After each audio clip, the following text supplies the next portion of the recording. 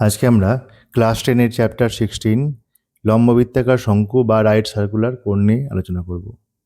তো প্রথমে দেখে নিই যে ডেফিনেশনটা কি। তো যদি একটি সমকোণী ত্রিভুজ নিই আমরা, এবং সমকোণী ত্রিভুজের যে লম্ব তাকে আমরা যদি অক্ষ বা এক্সিস অফ রেভলিউশন ধরে ঘোরাই, তাহলে আমরা একটা ঘনবস্তু তৈরি হতে দেখব, এবং সেই ঘনবস্তুটিকে বা সলিডটিকে বলবো আমরা লম্ববৃত্তাকার শঙ্কু। এখানে যে অতিভুজ এক পাক ঘুরে যে সারফেসটি তৈরি করবে সেটি হবে শঙ্কুটির বক্রতল, এবং যে ভূমি থাকবে সেই ভূমিটি এক পাক ঘুরলে পরে একটি বৃত্তাকার সমতল তৈরি করবে।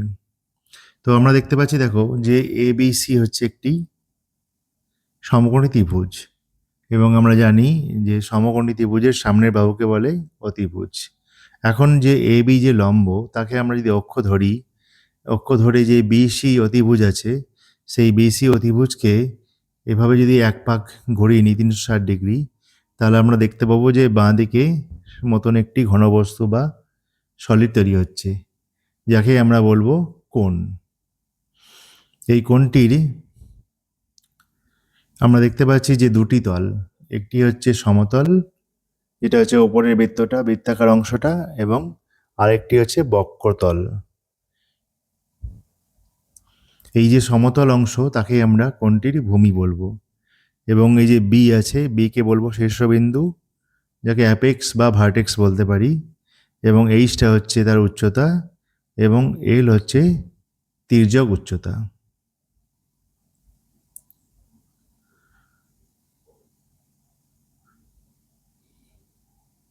এল হচ্ছে তির্যক উচ্চতা। তাহলে আমরা দেখতে পেলাম একটি শঙ্কুর দুটি তল আছে, একটি হচ্ছে সমতল এবং আরেকটি হচ্ছে বক্রতল।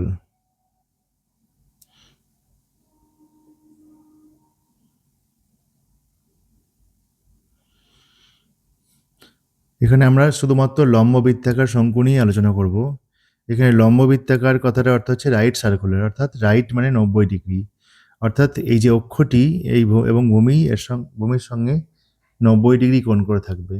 আমরা এই চ্যাপ্টারে কেবলমাত্র এরকম শঙ্কু নিয়েই আলোচনা করব। দেখো, এখানে যে শঙ্কুর ছবিগুলো আঁকা হয়েছে, এগুলো একটিও কিন্তু লম্ববৃত্তাকার শঙ্কু নয়।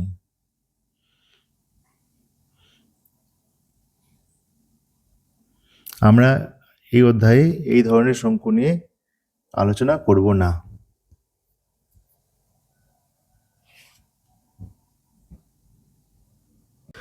এখন আমরা অ্যানিমেশনে দেখছি, দেখো, যে ABC হচ্ছে একটা সমকোণী ত্রিভুজ, যেখানে আমরা AB-কে অক্ষ ধরে BC যে অতিভুজ আছে তাকে আমরা এভাবে আস্তে আস্তে ঘোরাচ্ছি। দেখো, আমরা পুরো একটি সম্পূর্ণ আবর্তন 360 ডিগ্রি কমপ্লিট করলাম। তাহলে আমরা কি পেলাম? তাহলে দেখো, আমরা একটাই ঘনবস্তু বা সলিড পেয়েছি। এই ঘনবস্তুটিকেই আমরা কোণ বলি। দেখো, বিভিন্নভাবে একে দেখানো হয়েছে, যে অতিভুজ বা অতিভুজটি হয়ে গেছে তির্যক উচ্চতা, এবং নিচের অংশটা দেখো একটি বৃত্তাকার সমতল তৈরি করেছে। এইটা হচ্ছে সমতল, এবং এই হলুদ কালারের অংশটি হচ্ছে বক্রতল। এখানে দেখো, যে আমরা যে ব্যাসার্ধের মানটা যদি পরিবর্তন করি, তাহলে আমরা বিভিন্ন ধরনের শঙ্কু পাচ্ছি। আবার যদি হাইটের মানটাও আমরা পরিবর্তন করি, কম বেশি করি, তাহলে আমরা বিভিন্ন ধরনের শঙ্কু পাচ্ছি। এই ধরনের চিত্রগুলো তোমাদের শঙ্কুর ধারণা গঠনে সাহায্য করবে। এখানে একটি ত্রিমাত্রিক দেশে বিভিন্ন রকম শঙ্কু দেখানো হয়েছে, বিভিন্ন অ্যাঙ্গেল থেকে দেখানো হয়েছে। দেখো, উপর থেকে, নিচে থেকে, বা সম্পূর্ণ দিয়ে উল্টো করে দিই আমরা একটি শঙ্কুকে বিভিন্নভাবে দেখানো হয়েছে। এটাই হচ্ছে এই অ্যানিমেশনটি। ভালো করে লক্ষ্য রাখো যে আমরা একটা শঙ্কুকে কীভাবে পুরোপুরিভাবে উন্মুক্ত করছি। আমরা তার তির্যক অক্ষ বরাবর কেটে নিয়ে পুরোপুরিভাবে এভাবে খুলে দিলাম। এই অংশটি কাজে লাগবে, কারণ আমরা এখনই এর পার্শ্বতলের ক্ষেত্রফল এবং বক্রতলের ক্ষেত্রফল বার করব। একটি সম্পূর্ণকে যদি কেটে দিই আমরা তির্যক অক্ষ বরাবর, তাহলে এভাবে সম্পূর্ণ খুলতে পারি। আমরা শঙ্কুটি এবার বক্রতলের ক্ষেত্রফল বা কার্ভড সারফেস এরিয়া বা সংক্ষেপে আমরা সিএসএ বলে থাকি, সেটা বের করব। দেখো এই চিত্রে আমরা দেখলাম যে একটু আগেই দেখলাম যে শঙ্কুগুলোকে আমরা কিভাবে সম্পূর্ণ উন্মুক্ত করেছি। তো এখানে নিচে যে বৃত্তটা আছে, সার্কুলার যে অংশটা, বৃত্তাকার অংশটা, তার হচ্ছে 2πr। তাহলে এই 2πrটাকে যদি সম্পূর্ণভাবে খুলে দিই তাহলে আমরা এটা পাচ্ছি 2πr, এবং এই অংশটা হচ্ছে তির্যক উচ্চতা বা এল। তাহলে কীভাবে তির্যক উচ্চতা বরাবর কেটে খুলে নেওয়া হলো তা ধাপ আকারে আমরা দেখালাম। এখন আমরা দেখব যে এই শঙ্কুটির বক্রতলের ক্ষেত্রফলটি কত। আগের চিত্র থেকে আমরা বুঝতে পারছি যে যদি আমরা সম্পূর্ণ বৃত্তটি অঙ্কন করতে পারতাম এল ব্যাসার্ধ বিশিষ্ট, তাহলে সেটা হতো πl², কিন্তু সেটা তো নেই। তাই আমরা বৃত্তচাপের যে দৈর্ঘ্য এখানে আছে সেটাকে বৃত্তচাপের পরিধি দিয়ে ভাগ করব এবং তার সঙ্গে বৃত্তের ক্ষেত্রফলটি গুণ করব, যেখান থেকে ক্যালকুলেশন করে আমরা পেলাম πr/l বর্গ একক, অর্থাৎ পাই ইন্টু আর মানে হচ্ছে ভূমির ব্যাসার্ধ এবং এল মানে হচ্ছে তির্যক উচ্চতা। এখন শঙ্কুটির সমগ্র তলের ক্ষেত্রফল বা টোটাল সারফেস এরিয়া বের করতে পারি আমরা এভাবে। টোটাল সারফেস এরিয়াকে সংক্ষেপে টিএসএও বলি আমরা। দেখো আমাদের যে সিএসএ ছিল সেটা ছিল πr/l, এবং নতুন যেটা পেলাম বৃত্তাকার অংশটা তার সঙ্গে যোগ করব, অর্থাৎ πr/l এর সঙ্গে πr² যোগ করব। তাহলে আমরা পাবো πr/l+r, অর্থাৎ শঙ্কুটির বক্রতলের ক্ষেত্রফল প্লাস শঙ্কুটির বৃত্তাকার অংশের যে সমতল আছে তার ক্ষেত্রফল, এই দুটিকে যোগ করলে আমরা পাই টোটাল সারফেস এরিয়া।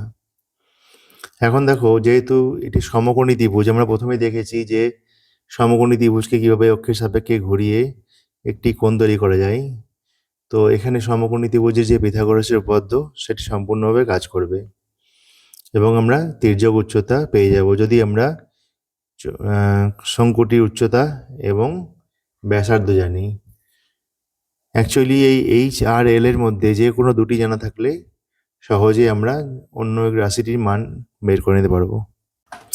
এবার আসি শঙ্কুর আয়তন বের করতে হবে কি আমাদের।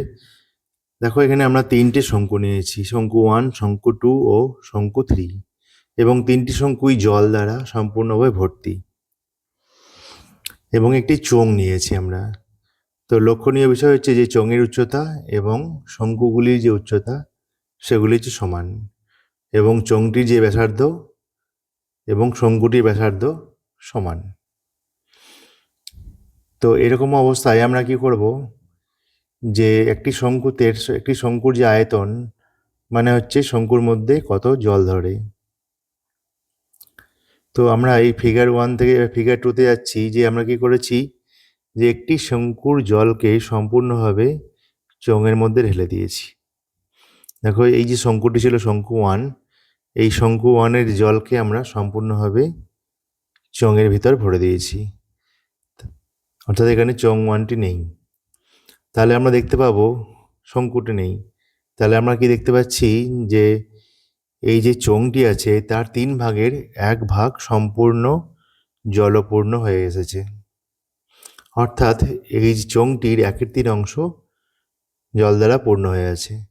তো এখান থেকে আমরা ধারণা করতে পারি যে শঙ্কুর যে আয়তন সেটা হচ্ছে চোঙের যে আয়তন তার 1/3 ভাগ বা 3 ভাগের 1 ভাগ। আমরা জানি চোঙের আয়তন হচ্ছে πr² × h, তাহলে আমরা পেয়ে গেলাম এখান থেকেই যে শঙ্কুর আয়তন হচ্ছে 1/3 πr²h। এবার দেখো ফিগার 2তে দেখছি আমরা যে আরেকটি শঙ্কু ছিল, সেই জলটাকেও আমরা ভরে দিয়েছি চোঙের ভিতর। তাহলে আমরা দেখতে পাচ্ছি 3 ভাগের 2 ভাগ ভর্তি হয়ে গেছে, এবং পরবর্তী ফিগারে আমরা দেখতে পাচ্ছি যে আমরা 3টি শঙ্কুর জলকে যদি ভরে দিই একটি চোঙে, তাহলে পুরোপুরি চোঙটি ভর্তি হয়ে যায়। অবশ্যই যে চোঙ এবং শঙ্কুটির ব্যাসার্ধ ও উচ্চতা একই হতে হবে। তাহলে এখান থেকে আমরা ধারণা করতে পারি যে চোঙের যে আয়তন সেটা হচ্ছে একটি শঙ্কুর আয়তনের 3 গুণ। দেখো এই অ্যানিমেশনের সাহায্যে একই জিনিস বোঝানো হয়েছে যে একটি শঙ্কুর সমস্ত জলকে যদি ভরে দিই চোঙে, তার 1/3 অংশ পূর্ণ হবে। এই অ্যানিমেশনটি দেখো, এখানে যে চঙের যে আয়তন এবং শঙ্কুর আয়তন দেওয়া হয়েছে, তো আমরা যদি শঙ্কুটিকে পুরো চঙের ভিতরে ঢুকে দিই, তাহলে আমরা দেখতে পারবো যে এটি শঙ্কুটির 1/3 অংশকে কভার করছে। তাহলে এই চ্যাপ্টারের যে প্রয়োজনীয় সত্যগুলি একবার দেখে নিই। যে দেখো, এটা একটা সমকোণী ত্রিভুজ, আর এইচ এবং এল ব্যাসার্ধ, উচ্চতা এবং তির্যক উচ্চতা। তাহলে এদের মধ্যে দুটো যদি জানি আমরা, তাহলে আমরা পিথাগোরাসের সূত্রের সাহায্যে খুব সহজেই অপর রাশিটির মান বের করে নিতে পারি এভাবে। কারণ আমরা জানি পিথাগোরাস সূত্র যে অতিভুজের স্কোয়ার সমান হচ্ছে লম্ব স্কোয়ার প্লাস ভূমি স্কোয়ার, সেখান থেকে আমরা বের করে নিতে পারি। শঙ্কুর যে বক্ষতলের ক্ষেত্রফল আমরা দেখলাম পাই আর এল, কার্ভ সারফেস এরিয়া, এবং শঙ্কুর যে সমগ্রতলের ক্ষেত্রফল সেটা আমরা দেখলাম যে বক্ষতল প্লাস সমতলের ক্ষেত্রফল মিলিয়ে এটা, এবং শঙ্কুর ঘনফল দেখলাম 1/3 পাই আর স্কোয়ার এইচ। তার মানে হচ্ছে 1/3 ইন্টু পাই আর স্কোয়ার এইচ, তার মানে হচ্ছে 1/3 ইন্টু ভূমির ক্ষেত্রফল ইন্টু উচ্চতা। এখানে মনে রাখবে যে টোপর বা এই ধরনের যে মুখ খোলা শঙ্কু, এগুলোর ক্ষেত্রে বৃত্তাকার অংশটি থাকে না, সেখানে কেবলমাত্র পার্শ্বতলের ক্ষেত্রফল বের করলেই হয়। তবে শঙ্কুটি যদি নিরেট হয় বা মুখ বন্ধ হয়, সেক্ষেত্রে কিন্তু সমগ্রতলের কথা বিবেচনা করতে হয়, কারণ সেখানে যে বৃত্তাকার যে অংশটি আছে তারও ক্ষেত্রফল আমরা পাই, এবং উপরে যে বক্রতল ছিল তার ক্ষেত্রফল তো ছিলই। এবার আমরা ডাইরেক্ট চলে যাচ্ছি অনুশীলনীতে। কোষে দেখি 16 পেজ 227। একটি মুখ বন্ধ লম্ববৃত্তাকার শঙ্কু তৈরি করেছি, যার ভূমির ব্যাসার্ধের দৈর্ঘ্য হচ্ছে 15 সেমি। দেখো, এখানে মুখ বন্ধ কথাটা নোট করো, এবং তির্যক উচ্চতা অর্থাৎ এল হচ্ছে 24 সেমি। এই শঙ্কুর পার্শ্বতলের ক্ষেত্রফল এবং সমগ্রতলের ক্ষেত্রফল আমরা বের করব। তো আমরা জানি যে কার্ভ সারফেস এরিয়া বা বক্রতল, তার সূত্র হচ্ছে পাই আর এল, যেখানে পায়ের মান আমরা 22/7 নিলাম, এবং আর এখানে বলা হলো 15 সেমি, এবং এল হচ্ছে বা তির্যক উচ্চতা হচ্ছে 24 সেমি। এটা ক্যালকুলেশন করলে পাবো আমরা এত বর্গ সেমি।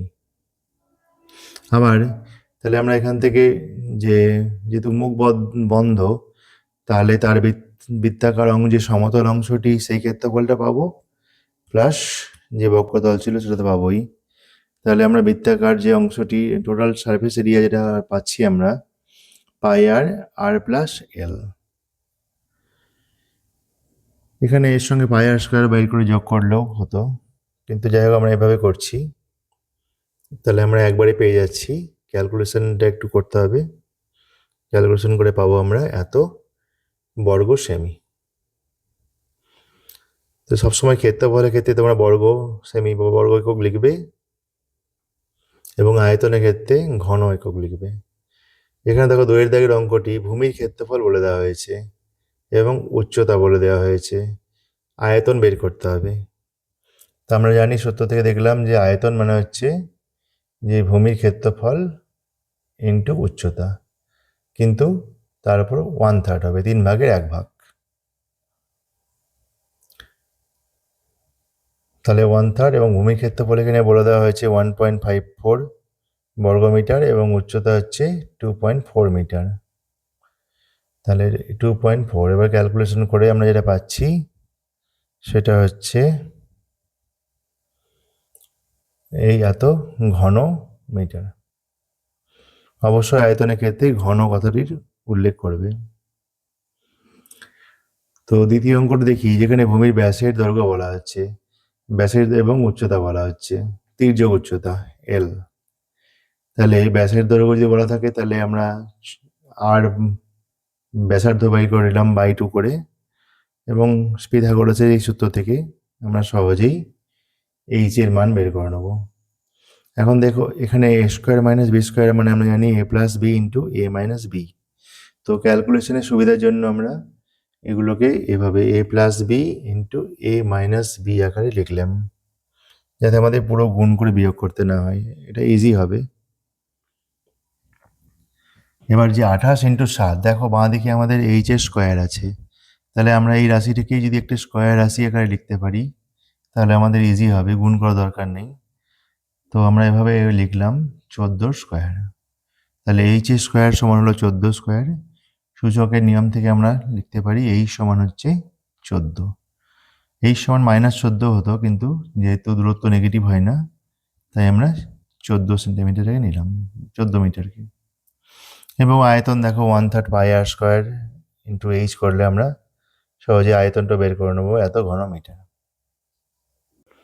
তো বাকি অঙ্কগুলো আমরা দেখিনি। 3 দাগের যে একটি সমকোণী ত্রিভুজ আমিনা অঙ্কন করেছে।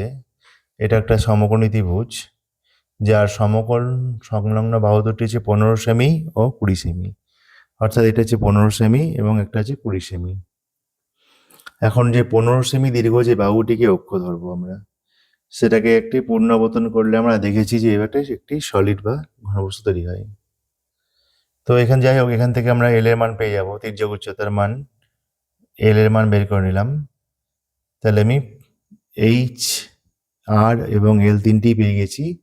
তাহলে আমাদের যে পার্শ্বতলের ক্ষেত্রফল সেটা হচ্ছে পাই আর এল একক, অর্থাৎ এত বর্গ সেমি। এবং সমগ্র তলের যে ক্ষেত্রফল হবে সেটা হবে পাই আর আর প্লাস এল বর্গ একক, মানে এত বর্গ সেমি। এবং সব কিছু যখন পেয়ে গেছি তখন আয়তন পেয়ে যাব। আয়তন হচ্ছে 1/3 পাই আর স্কোয়ার এইচ। 4 দাগের অঙ্কটি দেখো, যে কোনো শঙ্কুর উচ্চতা এবং তির্যক উচ্চতা বলে দেওয়া হয়েছে। তাহলে আমরা এইচ এবং এল পেয়ে গেছি, সেখান থেকে আমরা খুব সহজে আর পেয়ে গেলাম। এবং এইচ, এল ও আর পেয়ে গেলে তার সমগ্র তলের ক্ষেত্রফল পেয়ে গেলাম, এবং আয়তন আমরা ডাইরেক্টলি সূত্র প্রয়োগ করে পেয়ে যাব। এই ক্যালকুলেশনগুলো তোমরা করবে। 5 দাগে দেখো শঙ্কুর আয়তন বলা হচ্ছে এবং উচ্চতা বলা হচ্ছে। তির্যক উচ্চতা আমাদের বের করতে হবে। তাহলে আমরা ধরছি শঙ্কুটির যে ব্যাসার্ধের দৈর্ঘ্য হচ্ছে 8 সেন্টিমিটার এবং উচ্চতা বলে দেওয়া হয়েছে। তাহলে আয়তন হচ্ছে 1/3 পাই আর স্কোয়ার ইন্টু এইচ, যেটা হচ্ছে 4 পার আর স্কোয়ার। কিন্তু এখানে বলে দেওয়া হচ্ছে যে 100 পাই। তাহলে আমাদের যে 4 পাই আর স্কোয়ার মানে হচ্ছে 100 পাই। সেখান থেকে সিম্পলিফিকেশন করে আমরা আর এর মান পেলাম। আর এর মান পেলেই আমরা পরবর্তী অঙ্কে যাই। 6 দাগের অঙ্কটি দেখো, একটি তাঁবু তৈরি করতে হবে যেখানে 77 বর্গমিটার তিরপল লেগেছে। তির্যক উচ্চতা বলে দেওয়া হচ্ছে তাঁবুটির 7 মিটার। এখানে তাঁবু তৈরি করতে 77 বর্গমিটার তিরপল লেগেছে, অর্থাৎ তাঁবুর যে বক্রতল তার কথা বলা হচ্ছে। অর্থাৎ পাই আর এল মানে হচ্ছে 77, যেখানে আমাদের এল এর মান বলে দেওয়া হয়েছে, তার জন্য আমরা আর সেখান থেকে আর এর মান পেয়ে গেলাম। এবং আর এর মান পেয়ে গেলে যে আমাদের যে তাঁবুটির ভূমি ছিল তার ক্ষেত্রফল হচ্ছে পাই আর স্কোয়ার, সেই পাই আর স্কোয়ারের মান আমরা পেয়ে যাব।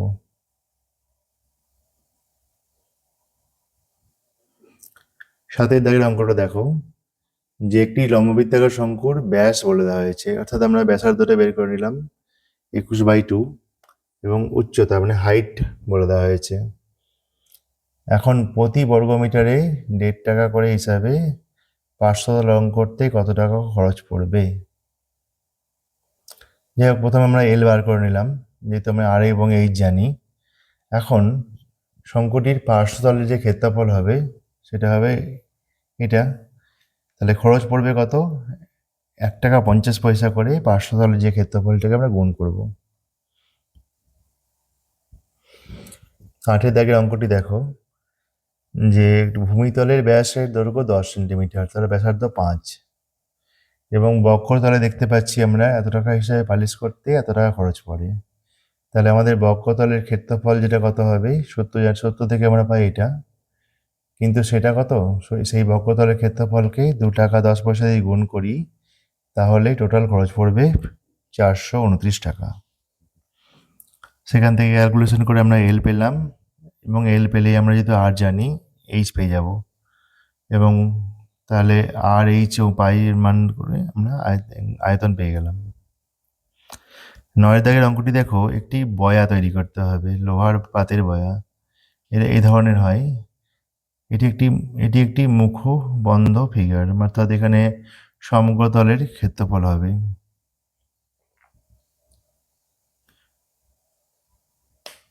দেখে নেবে, অঙ্কটি খুব সহজ।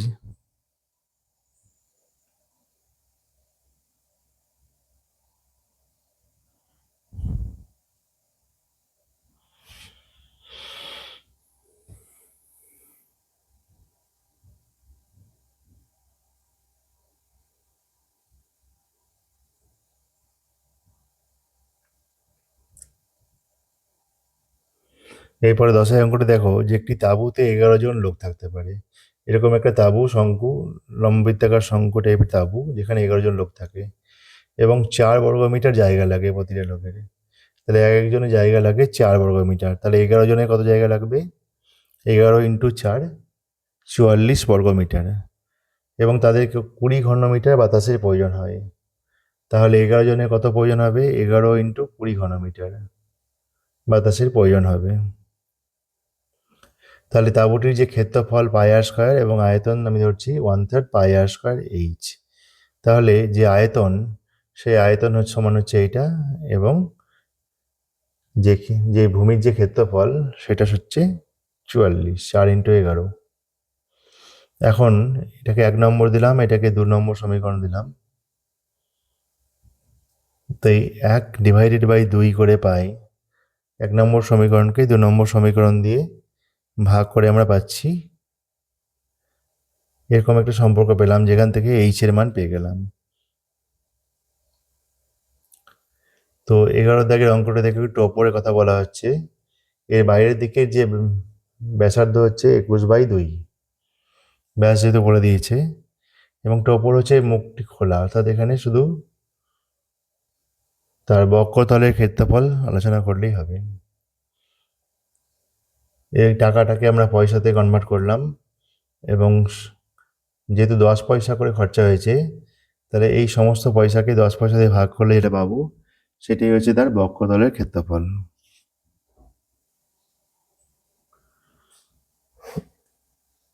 এটাকে সমান করে এইভাবে আমরা এইচ এর মান পেলাম।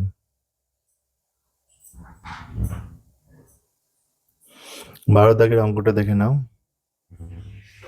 একই লম্ববৃত্তাকার, এখানে আর এবং এইচ বলা আছে। তাহলে আমরা সূত্র অনুযায়ী 1/3 πr²h, সেখান থেকে আয়তন পেয়ে গেলাম। তারপর যেহেতু আর এবং এইচ বলা আছে, আমরা পিথাগোরাসের সূত্র থেকে এল এর মান পেয়ে গেলাম। তো এরপরের অঙ্কগুলো MCQ যেগুলো আছে তোমরা একটু নিজেরা চেক করে নাও, আশা করছি বুঝতে পারবে।